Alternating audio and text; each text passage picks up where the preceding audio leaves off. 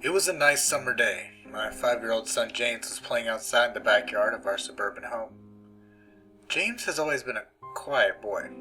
He plays by himself mostly. He never had many friends, but he has always had a wild imagination. I was in the kitchen feeding our dog Fido when I heard what sounded like James talking to someone in the backyard.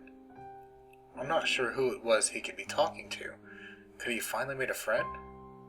Being a single dad, it's hard for me to always keep an eye on my son, so I decided to go outside and check on him.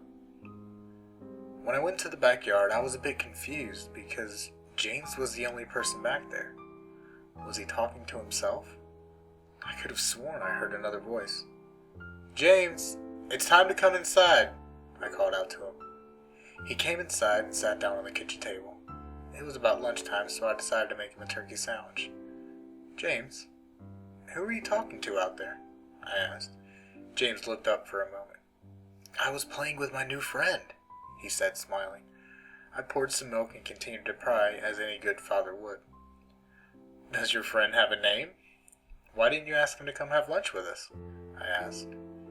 James stared at me for a moment before replying. "His name's Laughing Jack." I was a bit taken back by what he said. "Oh, that's a strange name. What does your friend look like?" I asked, a bit confused. "He's a clown. He has long hair and a big swirly cone nose. He's got long arms and baggy pants with stripy socks, and he always smiles." Oh, I realized my son was talking about an imaginary friend. I suppose it's normal for kids his age to have imaginary friends, especially when he has no real kids to play with. It's probably just a phase. The rest of the day went as per usual, and it was starting to get late, so I put James to bed. I tucked him in, gave him a kiss, and made sure that his nightlight was on before I closed the door. I was pretty tired myself, so I decided to go to bed not long after. I had an awful nightmare. It was dark. I was in some kind of rundown amusement park. I was scared, running through an endless field of empty tents, broken down rides, and abandoned game huts. The whole place had a horrible look to it. Everything was black and white. The prized stuffed animals all hung from nooses in their game huts, all with sick grins stitched on their faces. It felt like the whole park was looking at me, even though there wasn't another living soul in sight. Then suddenly, I began to hear music play. The sounds of Pop Go the Weasel being played on a squeak box echoed through the park. It was hypnotizing.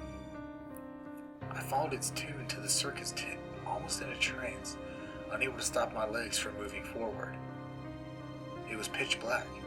The only light came from a single spotlight shining on the center of the big top. As I walked toward the light, the music slowed down. I found myself singing along, unable to stop.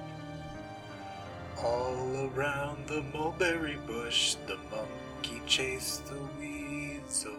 The monkey thought 'twas all in fun." The music stopped right before its climax, and suddenly the light shot on. The intensity of the light was practically blinding. All I could see was a small dark silhouette shuffle towards me. Then another one appeared, and another, and another. There were dozens of them, all coming towards me. I couldn't move. My legs were frozen. All I could do was watch as the haunting figures drew nearer. As they got closer, I could see they were children. As I looked at each one, I noticed they were horribly disfigured and mutilated. Some had cuts all over their bodies, others were severely burnt, and others were missing limbs, even eyes. The children enveloped me, clawing at my flesh, dragging me to the ground and tearing inside me. As the children tore me apart and I faded away, all I could hear was laughter. Horrible, awful, evil laughter. I woke up the next morning in a cold sweat. After taking a few deep breaths, I looked over and saw that a few of James' action figures were positioned facing me on top of my nightstand. I sighed. James had probably woken up early and put these here. I gathered up the toys and made my way to James's room. However, when I opened the door, James was sound asleep. I just shrugged and placed the toys back in his toy box and headed out to the living room. A little while later, James woke up and I made him breakfast.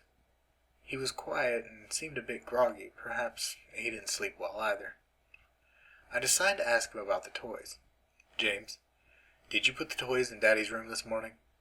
His eyes shot up at me for a moment, then quickly glanced back down at his cereal. Laughing Jack did it. I rolled my eyes and responded, "Well, you tell Laughing Jack to keep the toys in your room." James nodded and finished his breakfast, then decided to go play out in the backyard.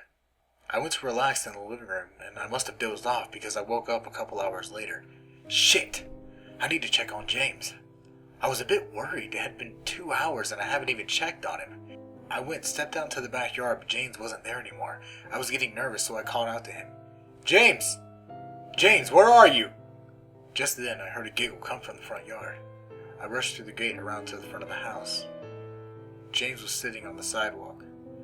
I breathed a sigh of relief and walked over to them. James, how many times have I told you to stay in the back?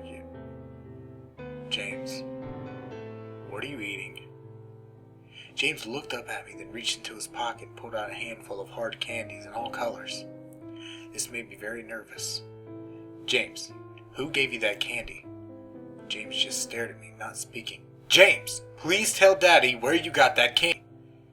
James hung his head down and said, Laughing Jack gave it to me. My heart sunk. I kneeled down and looked him in the eye. James, I've had enough of this damn Laughing Jack thing. He is not real. Now, this is a very serious situation and I need to know who gave you the candy. I could see my son's eyes tear up. But Daddy, Laughing Jack did give me the candy. I closed my eyes and took a deep breath. James has never lied to me, but what he's telling me is impossible. I made him spit out the candy and I threw the rest away. James appears to be fine.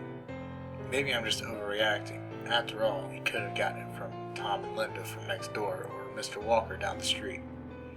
Either way, I'm going to have to keep a closer eye on James. That night, I put James to bed as usual and decided to go to bed early myself. Suddenly, I was awoken by a loud bang coming from the kitchen. I sprung out the bed and hurried down the stairs. When I got to the kitchen, I was horrified. Everything on the counters had been thrown to the floor, and our dog Fido hung dead from the light fixture. His stomach was cut open, stuffed with candy, the same type that James was eating earlier that day. My shock was quickly broken by a sharp scream coming from James' room, followed by loud crashes. I quickly grabbed the knife from the drawer and moved up the stairs with the speed that only a dad whose child was in danger could have. I burst through the door and flicked on the lights.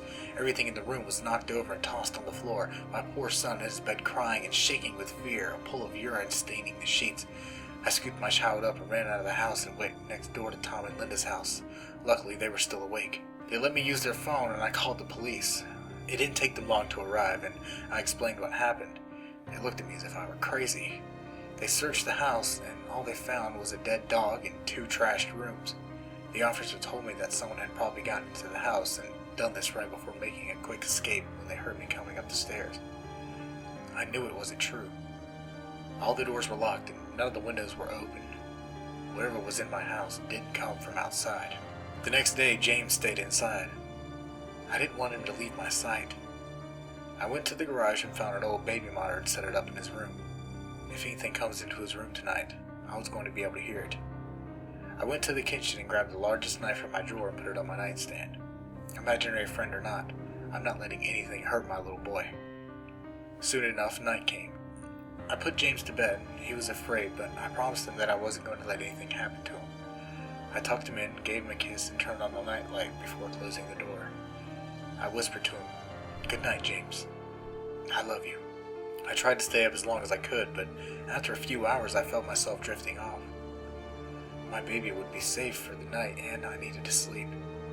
Just as I laid my head down on the pillow, I heard a soft noise come from the baby monitor I had put on the nightstand. At first it sounded like interference, like the kind a radio would make. Then it turned into a soft moan.